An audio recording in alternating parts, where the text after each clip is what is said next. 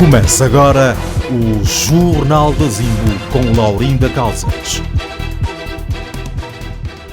Muito boa noite. O Serviço de Investigação Criminal de Luanda apresentou nesta terça-feira 2 jovens envolvidos na morte de um taxista de 34 anos de idade na província de Benguela.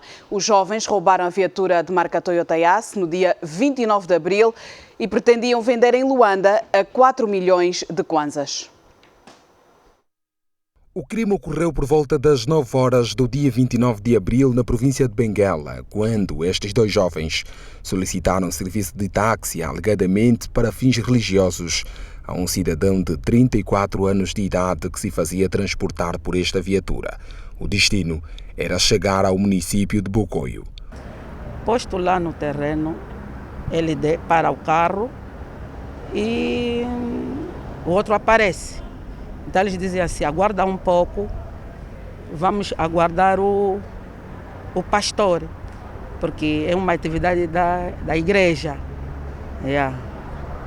Então, lá aguardando alguns minutos, o suposto pastor dá sinal no outro, que estamos a fazer já há muito tempo.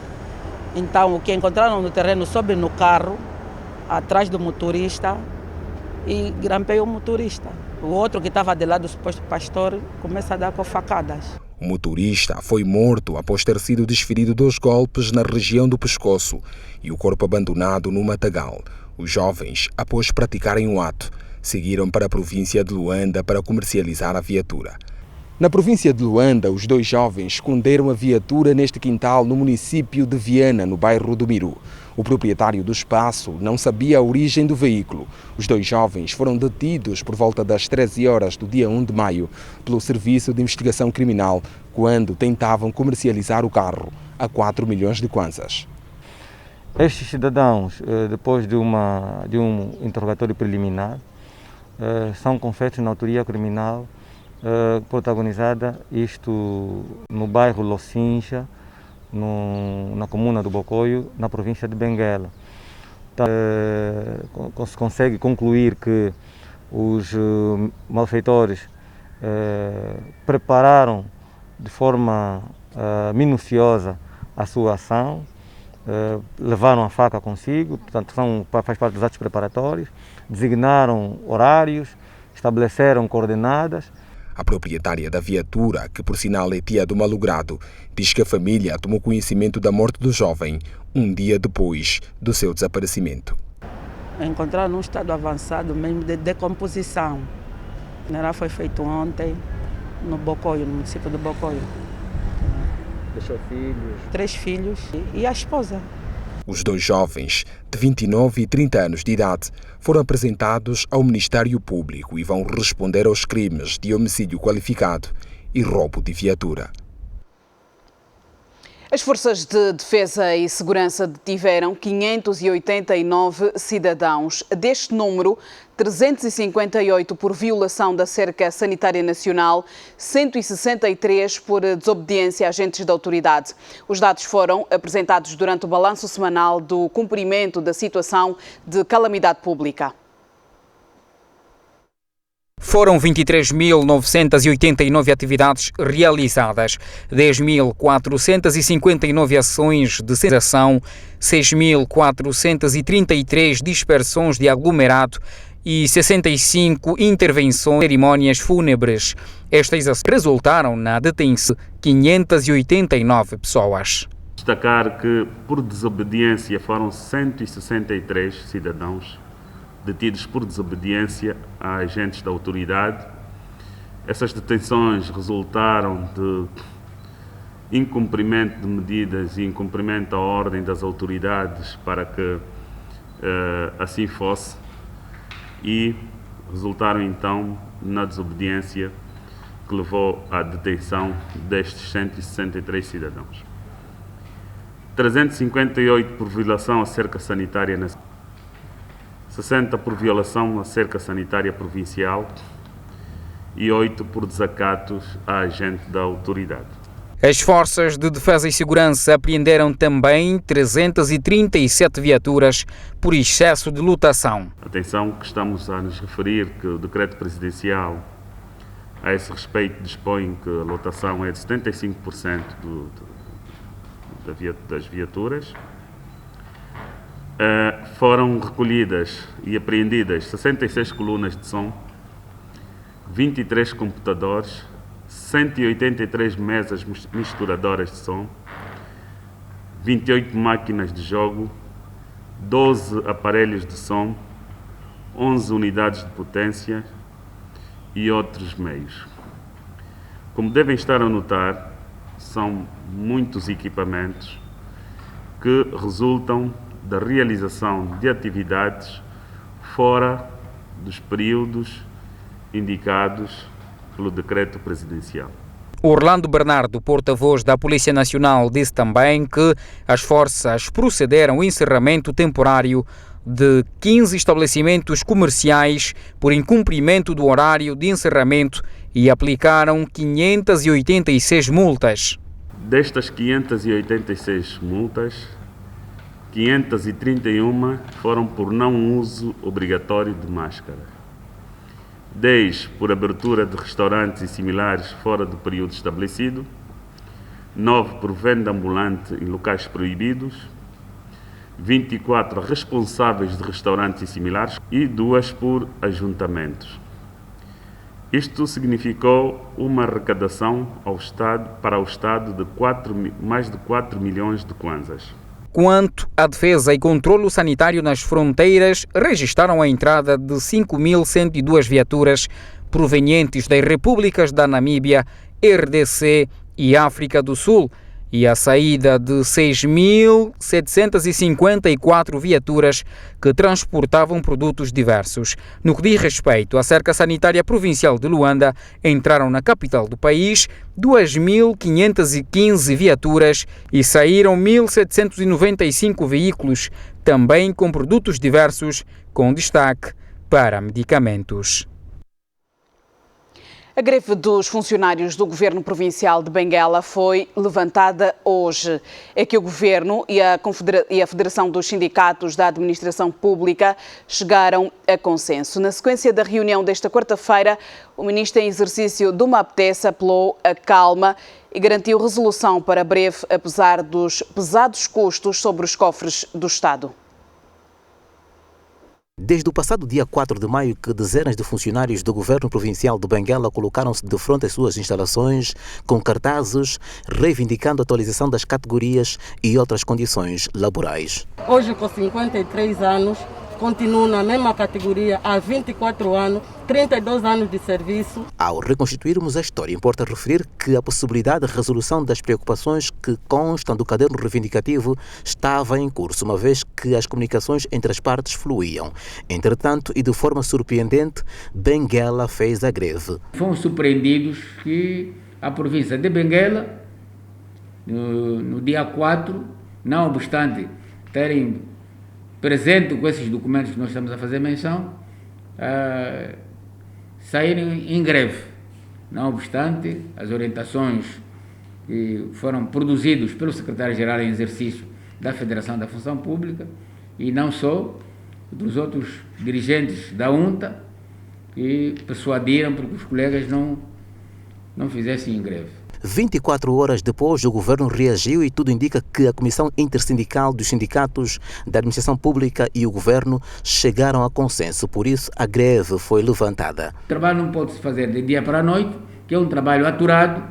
O colega de Benguela tem experiência do levantamento que fez. Demorou quase 6 meses para obter os dados, não é? Do número de trabalhadores nessas condições, não é? Mas nós temos 3 meses que solicitamos ao MAPTES e os outros departamentos ministeriais que vão ser envolvidos para fazer o trabalho de cabine do CUNEN. E o ministro em exercício do MAPTES apelou à calma e garantiu resolução para breve, embora a questão da atualização de categorias pode ter pesados custos sobre os cofres do Estado nesta fase de dificuldades financeiras. Tem um impacto financeiro muito forte.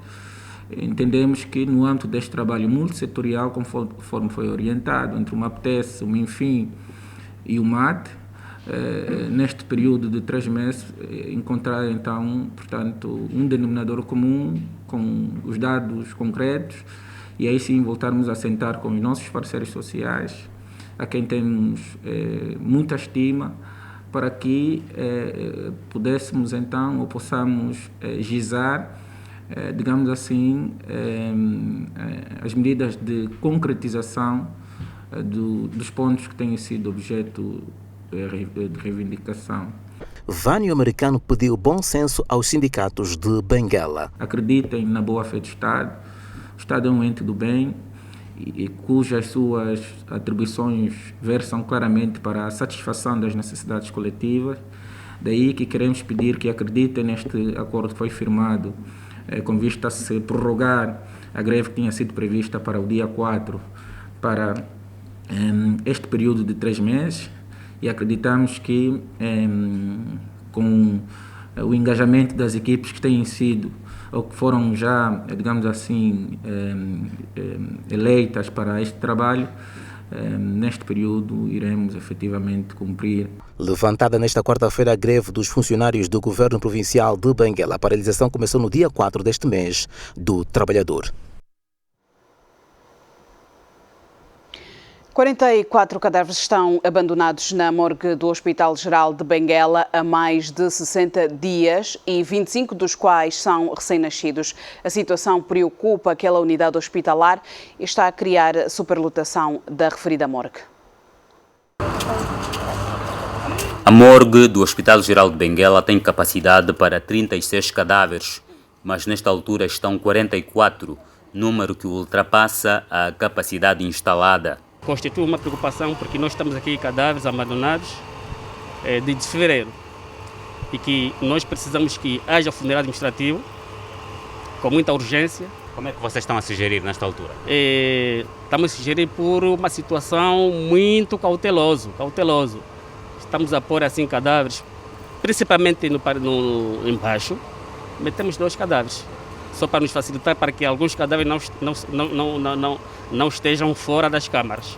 Segundo o responsável da morgue, os recém-nascidos constituem a maioria dos cadáveres abandonados. Temos por aí 44 abandonados, na qual 19 adultos e 25 recém-nascidos. Estamos num cenário em que os recém-nascidos são a maioria. É a maioria, são 25, é a maioria.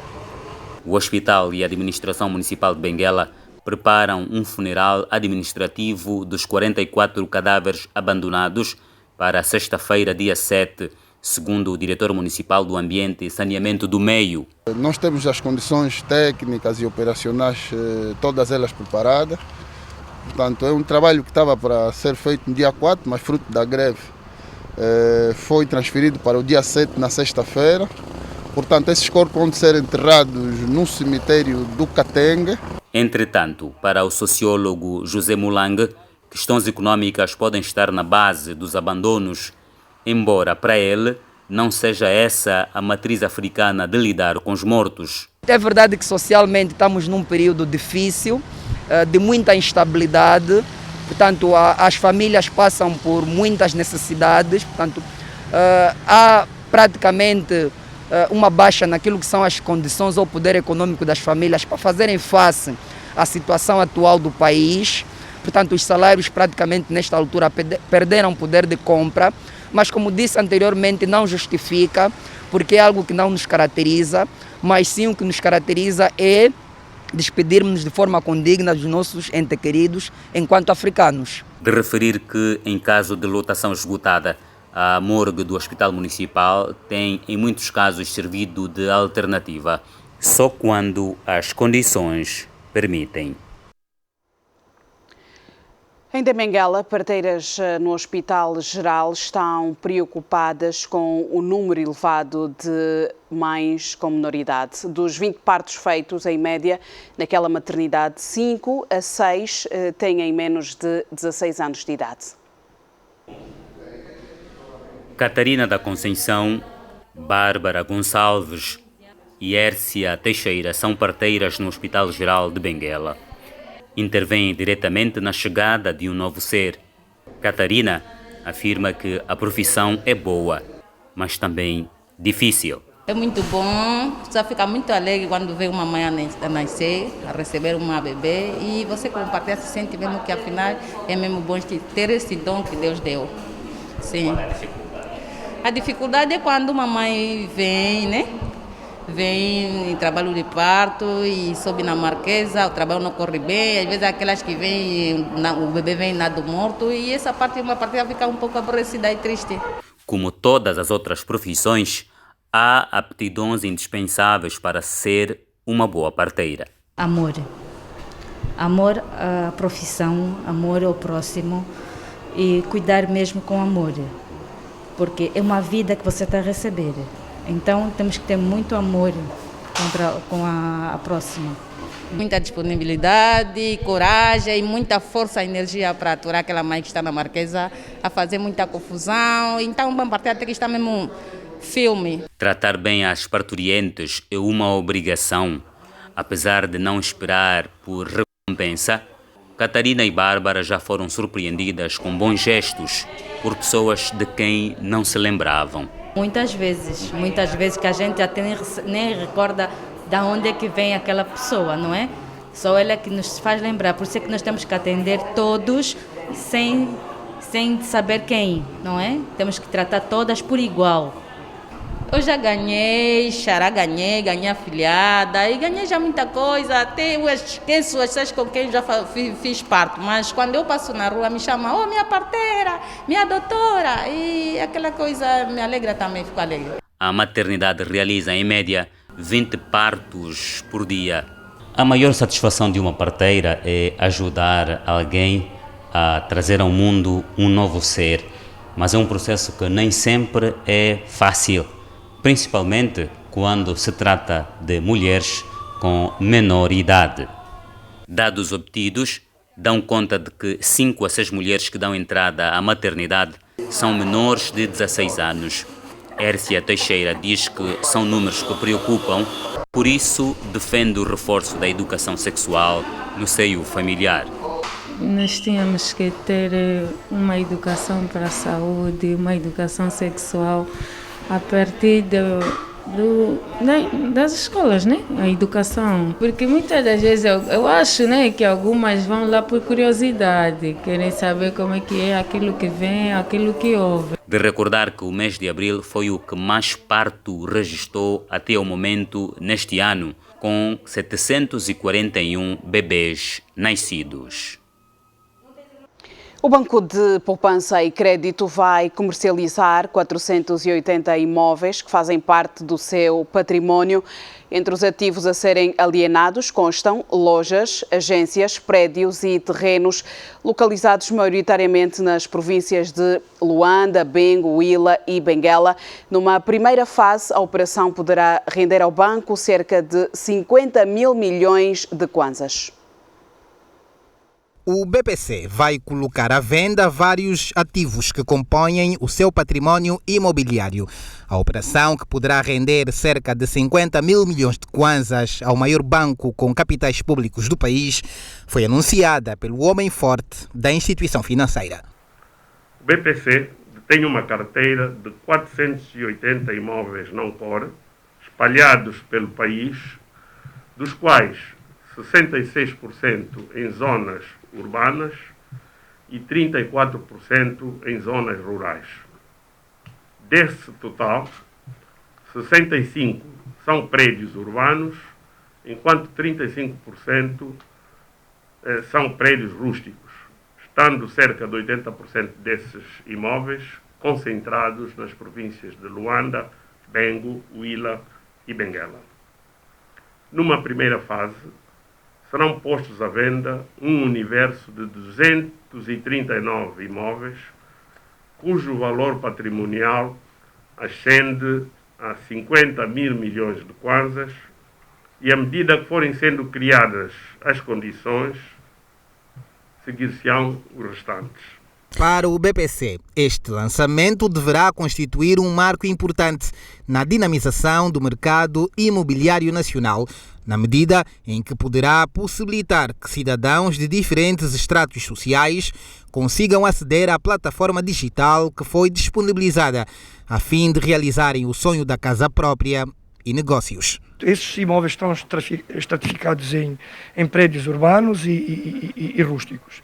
Dentro deste processo dos prédios urbanos, nós temos desde lojas, agências, temos prédios, temos áreas de comércio, temos também ativos que estão ligados a investimentos prediais e depois a nível dos nossos ativos rústicos. Portanto, temos uma variada gama de terrenos ao longo de todo este país. A comercialização dos imóveis ficará a cargo do BPC Imobiliária e, para o efeito, a empresa coloca à disposição dos interessados uma plataforma digital onde serão realizados leilões eletrônicos. O processo é aberto ao público, mas os clientes em dívida com o BPC e a AGT estão à partida excluídos. Este processo conducente à comercialização dos ativos imobiliários do BPC, na verdade, já iniciou o ano passado, através de um conjunto de iniciativas que visaram adequar o modelo de governação da BPC Imobiliária, bem como criar as condições legais, organizacionais e tecnológicas para atender os objetivos e as necessidades deste processo, que pretendemos tenha níveis de transparência exigidos pelos reguladores do mercado, esteja alinhado às recomendações dos acionistas e faça jus aos princípios que têm norteado os atos de gestão da administração do banco. O banco avança que os interessados em adquirir os imóveis disponíveis para a comercialização deverão aceder ao website www.bpcimobiliaria.com, cumprindo com os pressupostos de segurança, lisura e transparência. O banco esclarece ainda que os ativos que serão comercializados via BPC Imobiliária são propriedade do Banco de Poupança e Crédito, que delegou à imobiliária através da celebração de um contrato quadro.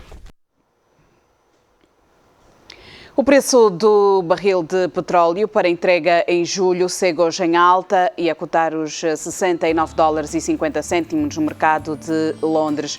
O barril de Brent, que é utilizado como referência às exportações angolanas, registra assim um aumento de $66 face aos $68,88 negociados ontem.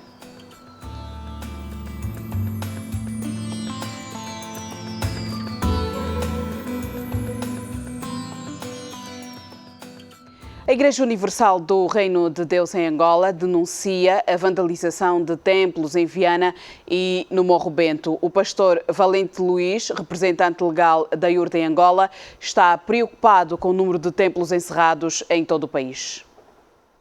Valente Bezerra Luís, o novo representante legal da Igreja Universal do Reino de Deus em Angola, aposta agora na reconciliação entre os irmãos da IURD. Estamos prontos para conversar com qualquer um. Não, repito, o esforço que tem sido feito não é só da minha parte, como também os demais pastores, esposas, membros, obreiros, por exemplo. Há casos, às vezes, que dois irmãos que vivem na mesma casa, mas, porém, um não se revê na nossa liderança e o outro se revê. Então, o irmão tem a obrigação, então, de poder sensibilizar o outro irmão que havia para poder... Outra inquietação do pastor da IURD tem a ver com a abertura de outros templos ao nível do país. Valente Bezerra Luís denuncia a vandalização de igrejas em Luanda. Temos, então, no total de 42 igrejas, então, fechadas. Veja só que esse tempo, não é? Muitas igrejas têm sido vandalizadas. Infelizmente, nessa semana nós tivemos que correr ao SIC com relação aos templos que foi vandalizado, isso no município do Rocha Pinto e também no município de Viana. E a nossa preocupação aqui é expor ao seu ministro que possa nos ajudar. Nós estamos prontos, estamos preparados para trabalhar. Precisa-se abrir os templos para que nós possamos então cultuar. Sabemos que A questão que ainda se encontra nesse momento para ser julgado, que é no tribunal, não é? É com relação aos crimes que foram cometidos na anterior liderança. Então não vejo necessidade dos templos permanecerem ainda encerrados ou então apreendidos. O conflito continua na Justiça. O pastor aprova a suspensão da emissão da TV Record África no país. Crenças, não é? Nós estamos certos da denúncia que fizemos e nas investigações que foram feitas, acredito melhor do que eu, os próprios investigadores, o SIC, a PGR pode falar melhor do que nós, que os crimes são visíveis. São visíveis. Até um cego enxerga. Aqui as pessoas questionam em dizer que a Record foi fechada por conta das imagens que passou com relação a esse processo, mas eu não vejo bem assim e acredito eu que o secretário de comunicação foi bem claro, não é? Falta talvez de alguma documentação, não é? Que a TV Record andou funcionando durante esses 15 anos na ilegalidade. O Estado, por sua vez, está a colocar ordem não só na TV Record, como também foi, acredito eu, a ZAP, né? A ZAP TV também foi suspensa, então não vejo que é uma perseguição à TV Record. O Instituto Nacional dos Assuntos Religiosos certificou o bispo angolano Valente Bezerra Luís como o representante legal da Igreja Universal do Reino de Deus em Angola. A comunidade islâmica em Angola está preocupada com a legalização da religião no país. A informação foi prestada durante o encontro com o Ministro da Cultura, Turismo e Ambiente, Jomo Fortunato. A comunidade islâmica faz parte do processo de reconhecimento das confissões religiosas. O Executivo tem estado a analisar o seu processo através do INAR e a trabalhar com a comunidade islâmica. Sim, acredito que a comunidade islâmica será reconhecida de facto. Isso temos dito que depende da vontade. Acho que essa vontade seja bem-vinda do Estado, na verdade. E nós estamos confiantes, de facto. Os resultados são animadores, que o quanto possível, cedo, não é? Veremos a nossa comunidade reconhecida. Também não fica bom para o país, não fica bom para o próprio Estado. Não é verdade? Temos instituições religiosas, temos cerca de 187 mesquitas aqui, que são templos. E esse templo, o governo precisa, portanto, dialogar, tem que encontrar um interlocutor válido. Não vai dialogar, de facto, em cada mesquita. Como que esses templos vão ser geridos? Como que essas pessoas, o seu dia-a-dia pode ser, portanto, gerido? Temos templos, temos população. Então isso torna um problema do próprio Estado. Então é preciso que se legaliza. 19 igrejas participaram do encontro com o Ministro da Cultura, Turismo e Ambiente e levaram muitas inquietações. As grandes preocupações que as igrejas apresentam prende-se com a viabilização no que toca à legalização de terrenos e espaços para que as igrejas possam edificar suas infraestruturas, quer templos, bem como infraestruturas sociais como escolas, centros de saúde, pois tem havido alguma dificuldade junto das diversas administrações municipais no que toca a esta matéria. O Ministro da Cultura, Turismo e Ambiente referiu que vai continuar a dialogar com as confissões religiosas com base num documento que será elaborado. As igrejas apresentaram neste último dia as suas grandes preocupações estruturantes. Nós registramos e vamos elaborar um documento que será um ponto de partida de base para as instâncias superiores decidirem. Há problemas com as igrejas que nos ultrapassam, problemas do foro material que propiciam a concretização de grandes projetos sociais nas comunidades. Dissemos também que há espaços em que o Estado não chega, mas as igrejas conseguem chegar.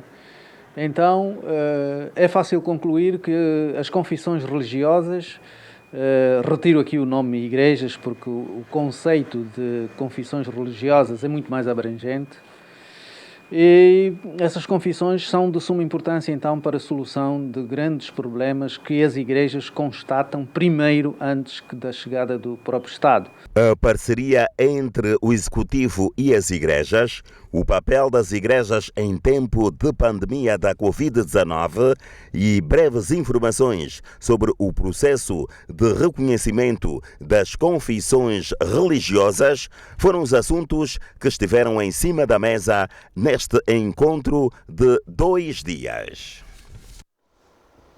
O Presidente da República deu hoje por fim do mandato de André Mendes de Carvalho como membro do Conselho da República através de um decreto. De acordo com uma nota da Casa Civil do Presidente da República, noutro decreto é designado Manuel Fernandes, Presidente da Casa CE, membro do Conselho da República. A nota refere que os presidentes dos partidos políticos e das coligações de partidos políticos representados na Assembleia Nacional são, por inerência de funções, membros do Conselho da República.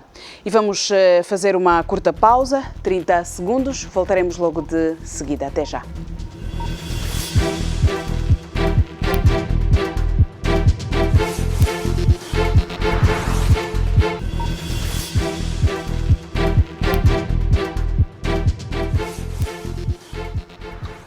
Decorre o processo de vacinação contra a Covid-19 para cidadãos que são chamados a tomar a segunda dose. Num dos postos de vacinação, a TV Zimbo constatou esta manhã que muitos cidadãos continuam a desrespeitar as medidas de prevenção contra a pandemia. Longas filas marcavam o 3º dia de aplicação da segunda dose da vacina AstraZeneca. Jovens e idosos, cada um aguardava a sua vez, sem manter o distanciamento físico recomendado. Devia ter mesmo distanciamento, como dizem na gíria. Tem que ter distanciamento, mas não estamos a ver com o distanciamento. No meio da aglomeração, a TV Zimbo flagrou este cidadão que usava máscara facial ao nível do queixo. O homem ainda tentou justificar. Vejo que não está a usar a máscara corretamente. Por quê? Para respirar um pouco. Muitos chegaram cedo ao posto de vacinação Paz Flor para receber a vacina. Ao meio-dia desta quarta-feira, mostravam-se indignados por notarem que outras pessoas furavam a fila. Sim, eu vejo pessoas que estão a chegar agora, já que com o cadastramento estão a passar em frente. Nós estamos chegando mais tempo aqui e estamos aqui atrás. Estamos a sofrer. Está desorganizado, os que não imprimiram, não estão a poder fazer a vacina. Tem que aguardar os que estão lá atrás, os que estão a ir para frente, é complicado. No caso da senhora, quanto tempo é que está aqui? Mais de 1 hora. Preocupados com a situação, estes populares esperam que se aumente o número de postos de vacinação em Luanda. E o país registrou nas últimas 24 horas 245 casos positivos, 9 óbitos e 287 pessoas estão recuperadas. Vamos analisar estes dados com o Dr. Pinto de Sousa. Doutor, muito boa noite. Os números de óbito continuam de alguma forma a preocupar? Continua a ser uma preocupação. Nós temos vindo a assistir a um aumento do número de óbitos. Portanto, comparando o mês de março com abril, nós duplicamos o número de óbitos e essa tendência vem-se constatando até agora. Portanto, é uma preocupação. Portanto, isto por conta da existência de novas variantes que provavelmente estão a levar a óbitos e atingem todas as faixas etárias, sem exceção. Doutor, hoje temos mais 3 em relação a ontem. Ontem eram 6 e hoje 9. Então, nós temos que continuar a olhar para a Covid, que existe essa doença, portanto, existem variantes, nós não podemos continuar a violar as regras, tanto de proteção individual, a quarentena domiciliar, a cerca, só pena de estarmos a criar cadeias de transmissão que, naturalmente, depois criam da disseminação da doença, portanto, para quase toda a população. O que está a acontecer é que o número de óbitos está a aumentar também. E o número de casos positivos também. Hoje são 245, é um número considerável. Quando voltamos outra vez à casa dos 200, tanto e 45, é preocupante porque é uma tendência ascendente. Nós estamos na segunda vaga, por isso é que temos feito o alerta de cumprir com as medidas, aderir à vacinação, portanto é outra medida importante, para que, portanto, não tenhamos tantos problemas no futuro, portanto não haja sobrecarga do Sistema Nacional de Saúde. Doutor, neste momento, as medidas todas que foram tomadas, refiro-me ao regresso às aulas e também outras medidas mais para conter a propagação deste vírus, são medidas que estão a ser agora reavaliadas, mas de forma muito criteriosa. Não há necessidade para já de se tomar uma medida diferente daquelas que já foram tomadas.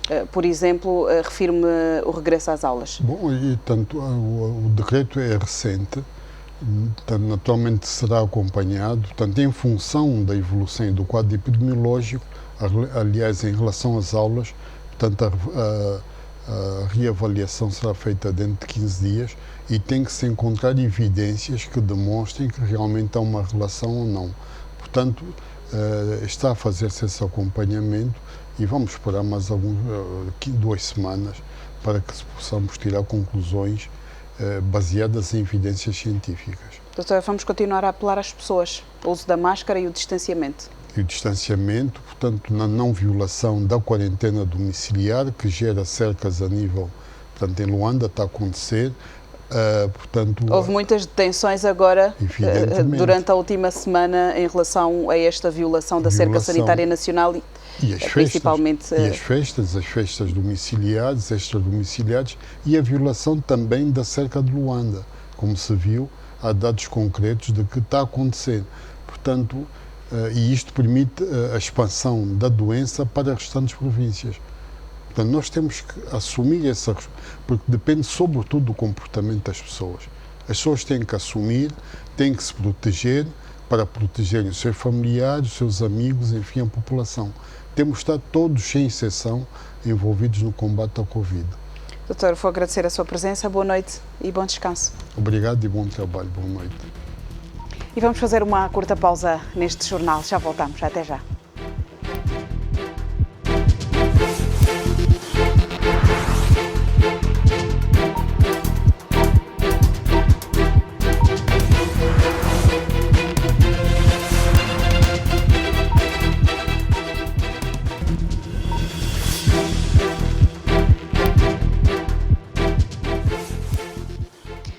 Um emblemático palácio com uma construção arquitetónica em esfera, construído por uma associação comercial para servir de sua sede, será narrada na história da 5ª reportagem sobre os 404 anos da cidade de Benguela. Também já albergou uma das suas salas, a Rádio Clube de Benguela.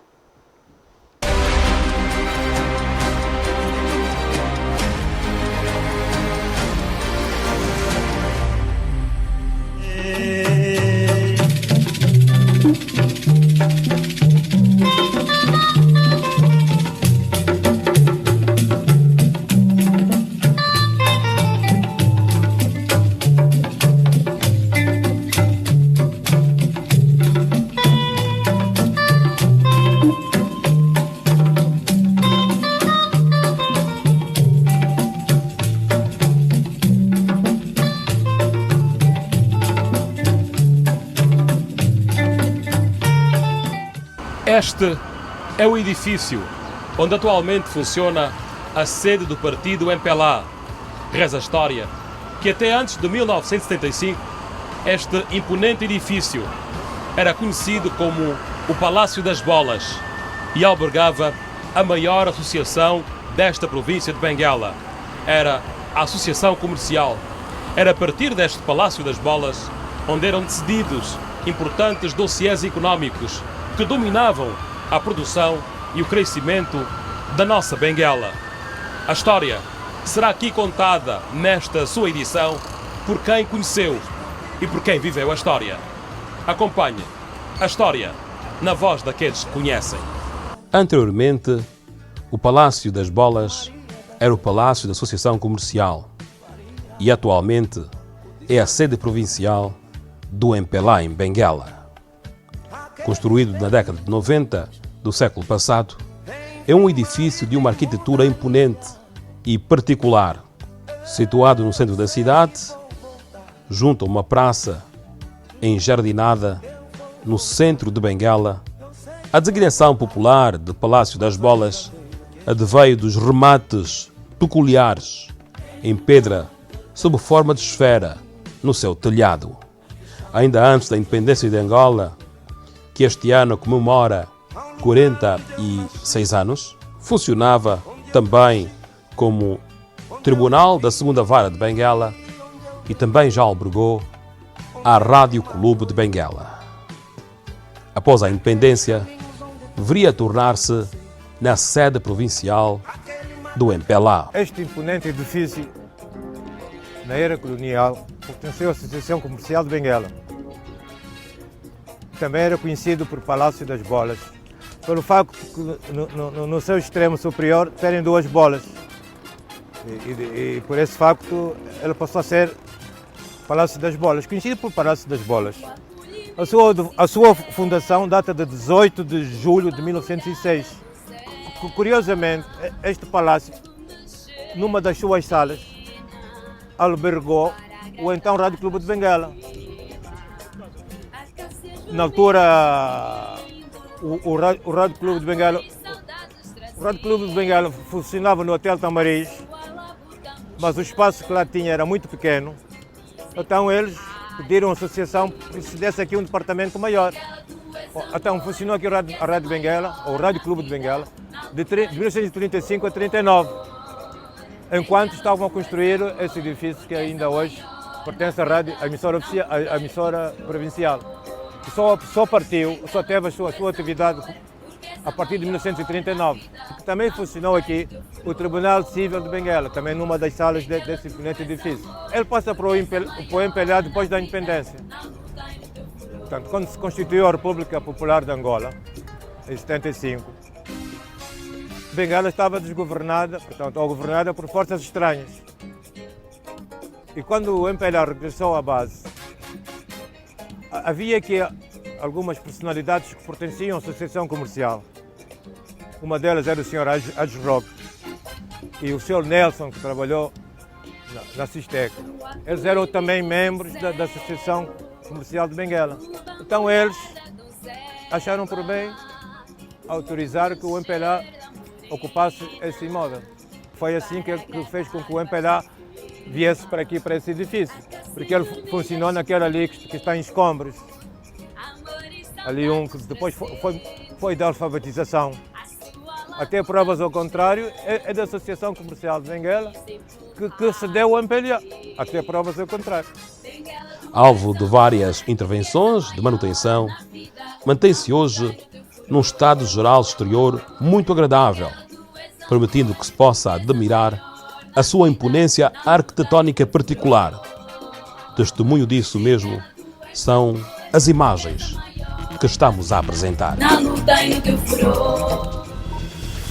E com este emblemático edifício que vamos a mais uma curta pausa, já voltamos até já.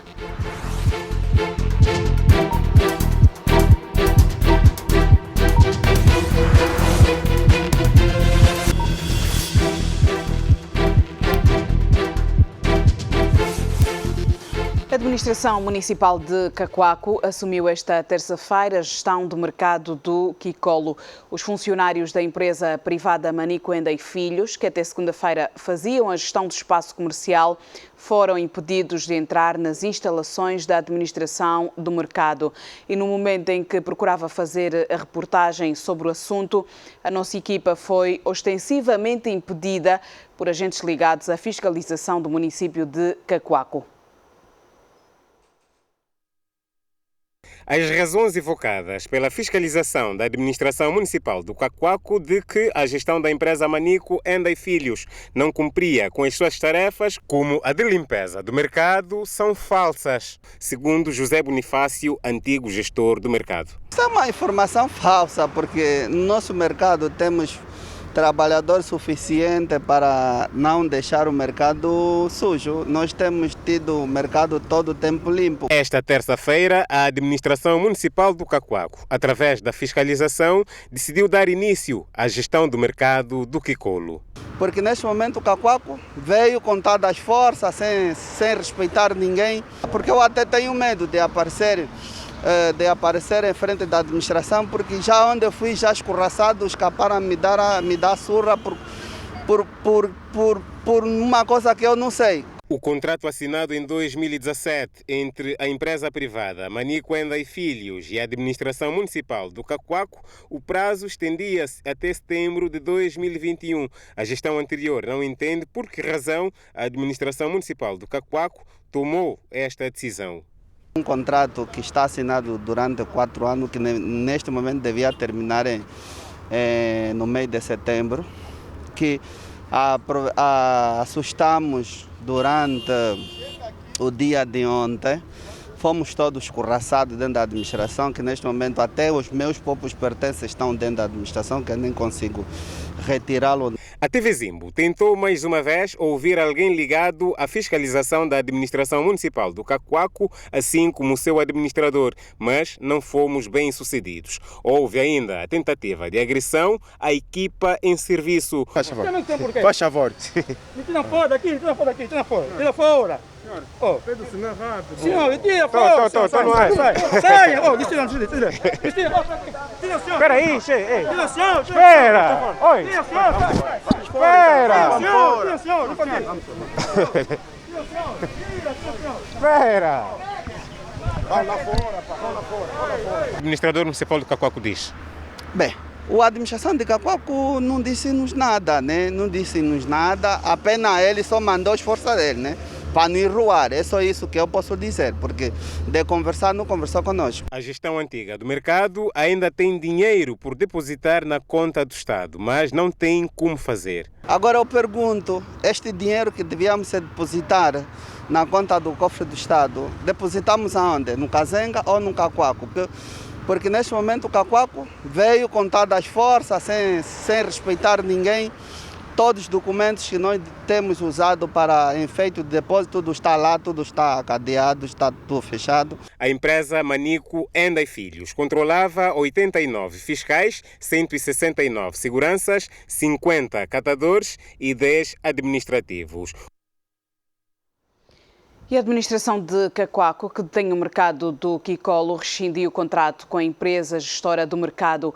O administrador municipal registrou no decurso do contrato várias irregularidades da parte da empresa privada gestora deste mercado. Auxílio Jacob revelou hoje que a empresa gestora do mercado do Quicolo ficou 4 meses sem pagar os 30% a conta única do Estado. O ato que nós realizamos da rescisão do contrato com o gestor do mercado do Quicolo resulta de incumprimentos que estão consignados no espírito e letra do contrato que nós temos assinado com esta instituição, para dizer-vos que o mercado do Quicolo é um patrimônio do Estado, que tem a sua gestão terciarizada para estava com a sua gestão terciarizada para uma entidade privada, e que esse contrato decorre de um concurso público que o governo da província de Luanda realizou em 2016, em que essa empresa ganhou o concurso de gestão do mercado do Quicolo. No decurso da gestão desse contrato, houve uma série de lacunas essas que resultaram no não pagamento na conta única do Tesouro da parte desse gestor ao Estado, dos tais 30% que fazem parte das obrigações do contrato. E imediatamente após nós sentirmos que começou a haver essa ausência, a entidade foi contactada, foi notificada para vir dar a sua explicação variadíssimas vezes, foram 4 ou 5 reuniões, e como nós vimos que havia reincidência desde janeiro que a empresa deixou de depositar dinheiro na CUT. Janeiro deste ano? Deste ano, e mesmo os que eram depositados anteriormente nunca atingiam os 30% que eram a base do contrato. Nós escrevemos para a governadora da província através do memorando, em função da prestação de contas que nós tínhamos que fazer nas reuniões do Conselho da Província, que são mensais, e a governadora, quando recebeu esse documento, em resposta, autorizou-nos que se houvesse incumprimento do contrato, devêssemos acionar a cláusula de rescisão. E o secretário-geral do Sindicato dos Jornalistas Angolanos condenou hoje de forma veemente o ato de agressão contra os jornalistas da TV Zimbo no mercado do Kikolo. Teixeira Cândido lamenta o facto de não ter sido feito até o momento qualquer pedido de desculpas.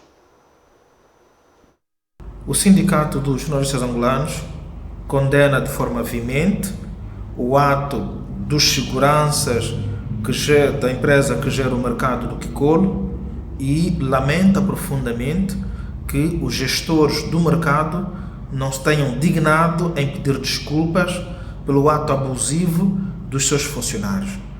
O direito de acesso a lugares públicos é um direito consagrado na lei de imprensa, nos termos do artigo 17.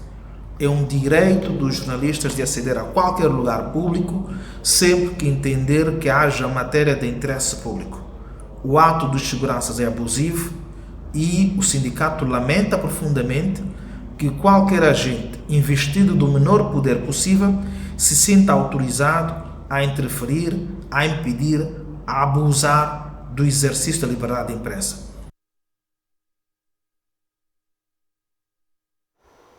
A Comissão de Gestão da TV Zimbo condena, através de uma nota de protesto, o ato de agressão física protagonizado contra os profissionais da TV Zimbo em serviço de reportagem no mercado do Kikolo. A nota de protesto da Comissão de Gestão refere-se à agressão sofrida por uma equipa de reportagem desta estação quando, em pleno exercício da sua atividade profissional, efetuava uma cobertura jornalística à volta da discussão sobre a titularidade do mercado de Kikolo no município de Kakuaku.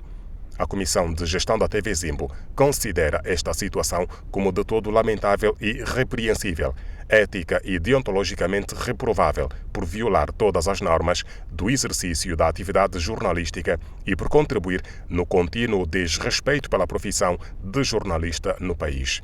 Neste sentido, a Comissão de Gestão da TV Zimbo Teledifusão protesta e condena categoricamente tal facto e repudia quaisquer ações do género que condicionam o exercício da atividade dos jornalistas de um modo geral. A estação apela à administração municipal de Kakuaku a efetuar todas as diligências possíveis para se apurar os factos e responsabilizar os seus autores, garantindo deste modo o acesso às fontes de informação e o respeito a toda a classe jornalística. 12 garrafas de Petrus 2000 foram enviadas para a Estação Espacial Internacional em novembro de 2019 e regressaram 14 meses depois. Uma garrafa custa cerca de 6.000 euros. Em vez de repousar em pipas de carvalho, este vinho francês envelheceu no espaço. 12 garrafas de Petrus 2000 foram enviadas para a Estação Espacial Internacional em novembro de 2019 e regressaram 14 meses depois. Em França, uma garrafa custa cerca de 6.000 euros, mas a versão astronauta está à venda pela Christie's por $1 milhão. O diretor do Departamento de Vinho e Espirituosas da Leiloeira lembra que o comprador não vai receber apenas uma incrível garrafa de Petrus, que envelheceu durante 14 meses na Estação Espacial Internacional, mas também uma garrafa terrestre. Para Tim Treptre será uma comparação fascinante provar os dois vinhos diferentes lado a lado. A viagem ao espaço do Petrus 2000 faz parte de uma investigação sobre o potencial da agricultura espacial. Para já, há boas notícias. Os especialistas que provaram o vinho falam de alterações muito subtis. E é desta forma que encerramos o Jornal da Zimbo de quarta-feira. Já sabe, pode continuar a enviar-nos sugestões de reportagens. Utilize para isso o correio eletrónico alerta@tvzimbo.com. Conte a sua história, faça um retrato do seu bairro e envie para nós.